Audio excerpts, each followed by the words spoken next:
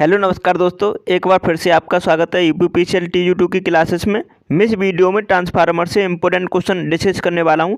इस वीडियो में 20 क्वेश्चन है और वो क्वेश्चन है जो प्रीवियस ईयर पेपर में पूछे गए हैं। उन्हीं में से सिलेक्टिव क्वेश्चन है जो आपकी परीक्षा में पूछे जा सकते हैं। तो वीडियो को एंड तक देखना। ये 13वां प्रैक्टिस सेट है। चलिए स्टार्ट करते हैं। तो पहले क्वेश्चन का आंसर सभी बताएंगे। अगर आपने हमारा चैनल सब्सक्राइब नहीं किया है तो प्लीज़ कर लीजिएगा, वीडियो को लाइक कर दीजिएगा। पहले क्वेश्चन का आंसर बताएं।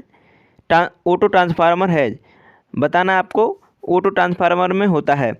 तो मतलब इनमें से बताएंगे चार ऑप्शन में से। तो उसमें क्या होता है, वन वाइंडिंग मतलब सिंगल वाइंडिंग होती है, सभी जानते हैं ऑटो ट्रांसफार्मर में।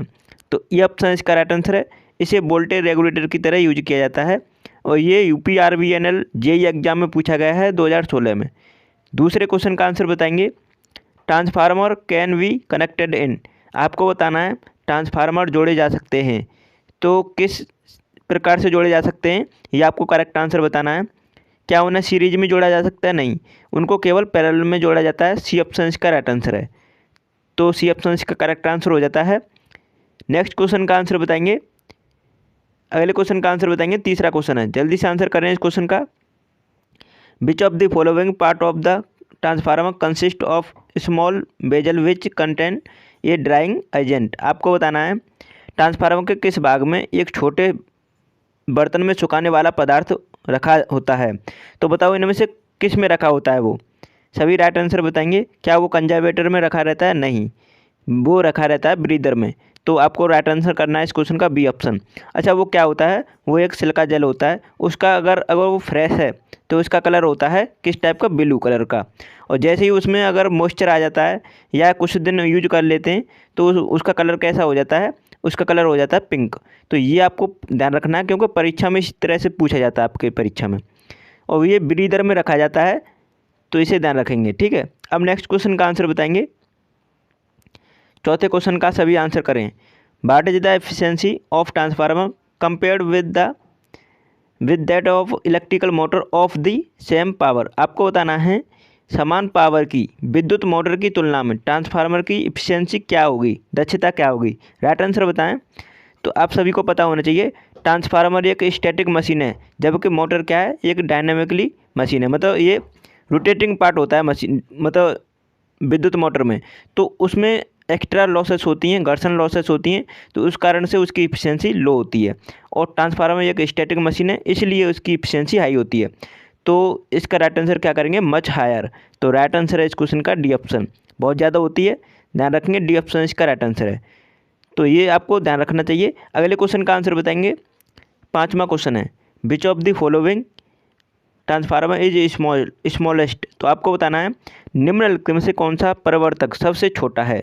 तो कौन सा ट्रांसफार्मर सबसे छोटा है इनमें से आपको बताना है। इनकी रेटिंग दे रखी है, तो इनकी रेटिंग सभी की दे रखी है 1 kVA। तो रेटिंग से हम कुछ नहीं है इसमें हम आइडिया कर सकते, लेकिन हम फ्रिक्वेंसी से हमको बताना है कौन सा ट्रांसफार्मर छोटा है और कौन सा ट्रांसफार्मर बड़ा है।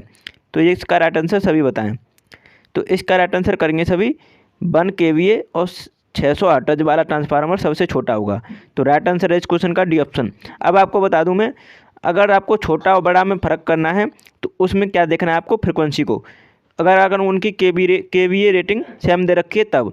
तो देखो इनमें सबसे अधिक फ्रिक्वेंसी वाला सबसे छोटा है और सबसे अधिक मतलब सबसे कम फ्रिक्वेंसी वाला वो सबसे बड़ा है। तो इनमें ध्यान रखना है पहला बड़ा होगा और डी वाला सबसे छोटा है। तो राइट आंसर है इस क्वेश्चन का डी ऑप्शन। अब आपको पता होना चाहिए जिसकी फ्लेक्स डेंसिटी अधिक होगी वो ट्रांसफार्मर सबसे छोटा होगा, मतलब उसका साइज छोटा होगा। और जिसकी कम होगी फ्लेक्स डेंसिटी उसका आकार बड़ा होगा। तो इसमें आपको EMF इक्वेशन से पता होना चाहिए। इस तरह हम डिफरेंस पता कर पाते हैं। तो कैसे पता कर पाते हैं? जैसे कि B = होता है φA, ठीक है। अब इसमें ये क्या है? एरिया, और फाई क्या है? फ्लक्स, और बी क्या है? Flux density. तो आप देखेंगे इसमें B डायरेक्टली प्रोपोर्शनल है एरिया के। जब अगर हम यहाँ पे देखेंगे तो यहाँ पे जैसे कि फ्रिक्वेंसी क्या करता है, इसका फॉर्मूला होता है E होता है 4.44 फाई, यहाँ पे लिखेंगे जैसे कि BM/F/N, ठीक है। तो ये होता है। अब देखेंगे आप, अगर BM को हम इधर लेके जाते हैं तो इसके नीचे आ जाएगा BM। अब बी हम मान लीजिए इधर आ गया, या फ्रिक्वेंसी को लेके जाते हैं तो ये इन्वर्सली प्रोपोर्शनल होता है फ्रिक्वेंसी के। तो बी मतलब इन्वर्सली प्रोपोर्शनल है फ्रिक्वेंसी के। अगर आपकी फ्रिक्वेंसी अधिक है तो ये क्या हो जाएगा, डेंसिटी कम हो जाएगी। और जब डेंसिटी कम हो गई तो क्या होगा, फ्रिक्वेंसी अधिक हो रही है, तो अधिक हो रही है तो इसका मतलब आप उसका साइज आप उसमें से देख सकते हैं इस तरह से। तो इस तरह आप पता कर पाएंगे। तो इसका राइट आंसर है डी ऑप्शन। नेक्स्ट क्वेश्चन का आंसर बताएंगे, छठवां क्वेश्चन है, जल्दी से आंसर कर रहे हैं इस क्वेश्चन का। The all day efficiency of a transformer depend primarily on. आपको बताना है ट्रांसफार्मर की फुल डे एफिशिएंसी मुख्यतः डैश पर निर्भर करती है। बताओ इनमें से किस पर निर्भर करती है। तो इसका राइट आंसर बताएं, ट्रांसफार्मर की फुल डे एफिशिएंसी मुख्यतः किस पर निर्भर करती है। तो इसका राइट आंसर है both the amount of duration of load. तो इसका राइट आंसर है डी ऑप्शन। डी ऑप्शन इसका राइट आंसर है। लोड की राशि और अवधि दोनों पर, उसके ड्यूरेशन पर और लोड पर दोनों पर निर्भर करती है उसकी फुल डे एफिशिएंसी ट्रांसफार्मर की। तो ये आपको पता होना चाहिए, डी ऑप्शन इसका करेक्ट आंसर है। नेक्स्ट क्वेश्चन का आंसर बताएंगे, सातवां क्वेश्चन है, एक ट्रांसफार्मर के लिए कौन सा लोड ऋणात्मक वोल्टेज रेगुलेशन प्रदान करेगा। तो यहाँ पे आपको बताना है नेगेटिव वोल्टेज रेगुलेशन किस लोड पर आपको प्राप्त होगा। तो इंडक्टिव लोड होता है तो उसमें पॉजिटिव वोल्टेज रेगुलेशन प्राप्त होता है, तो ये तो होगा नहीं। इसका राइट आंसर करेंगे सभी डी ऑप्शन। डी ऑप्शन इसका राइट आंसर है।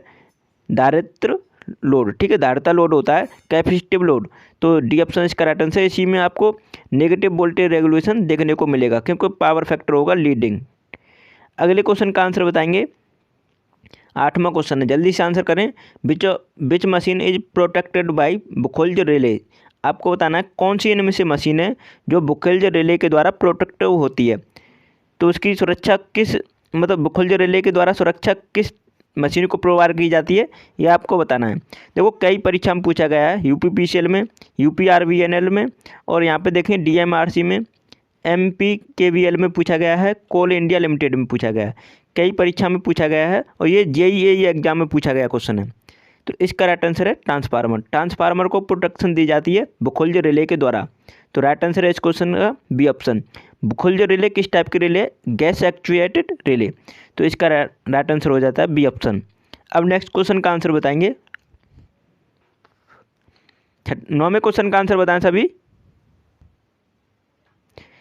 आमतौर पर लाइटनिंग अरेस्टर को किसके पास लगाने की प्राथमिकता दी जाती है, बताओ। तो यहाँ पे जेवीएनएल में, जेई में एग्जाम में पूछा गया क्वेश्चन है।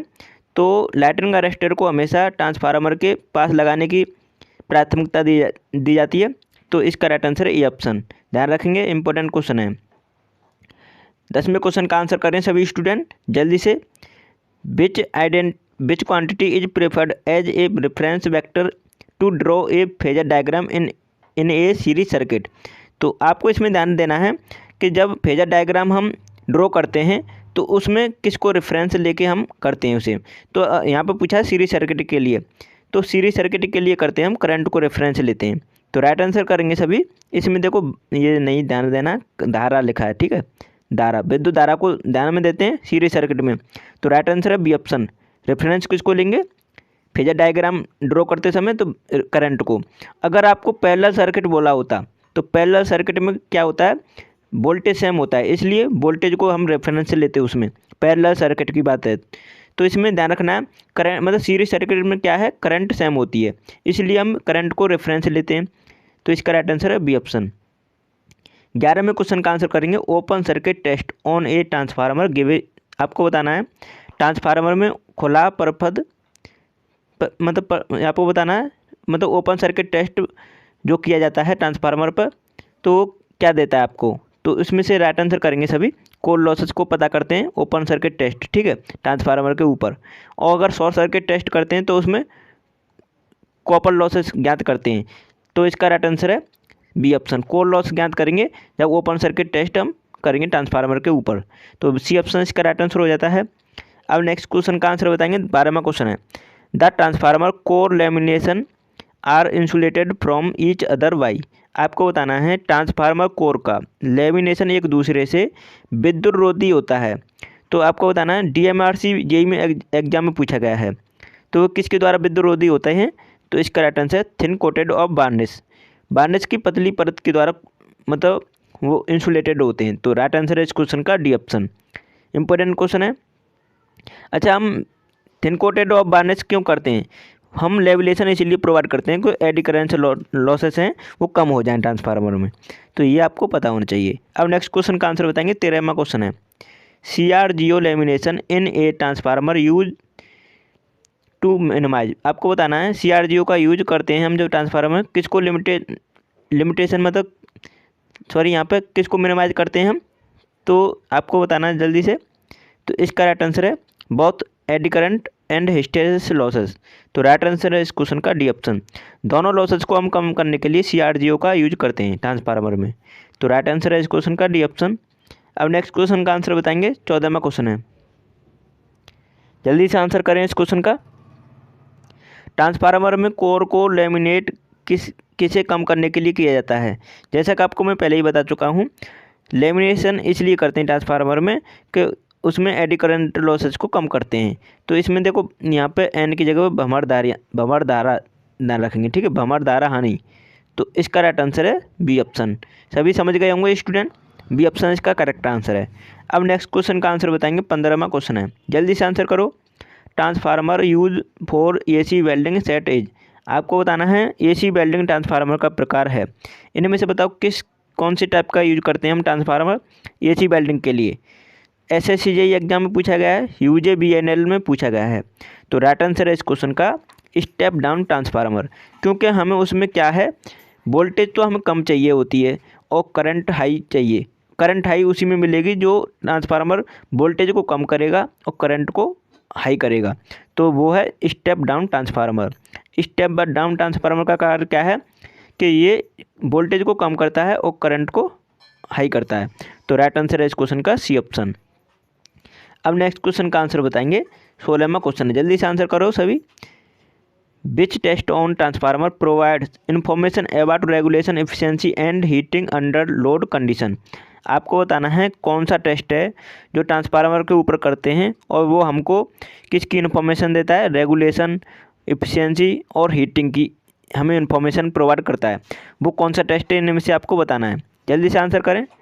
तो देखो ओपन सर्किट टेस्ट हम आप सभी को पता है कोर लॉस ज्ञात करने के लिए करते हैं, तो ये तो है नहीं है। बैक टू बैक टेस्ट है, तो इसका राइट आंसर है B option. Back to back test करते हैं हम जो कि हमें इफिशिएंसी, रेगुलेशन और हीटिंग का हमें इन्फॉर्मेशन प्रोवाइड करता है। तो राइट आंसर है इस क्वेश्चन का बी ऑप्शन। सभी ध्यान रखेंगे। अगले क्वेश्चन का आंसर बताएं सभी। 17वां क्वेश्चन है, इंपॉर्टेंट क्वेश्चन है, जल्दी से आंसर करें। A transformer has full load copper losses of 800 watt and core losses of 600 watt. Total losses at on no load will be. आपको बताना है, जल्दी से आंसर करें इसमें। तो इसमें नो लोड पर लॉसेस बतानी है, टोटल लॉसेस बतानी है नो लोड पर। जल्दी से आंसर करेंगे।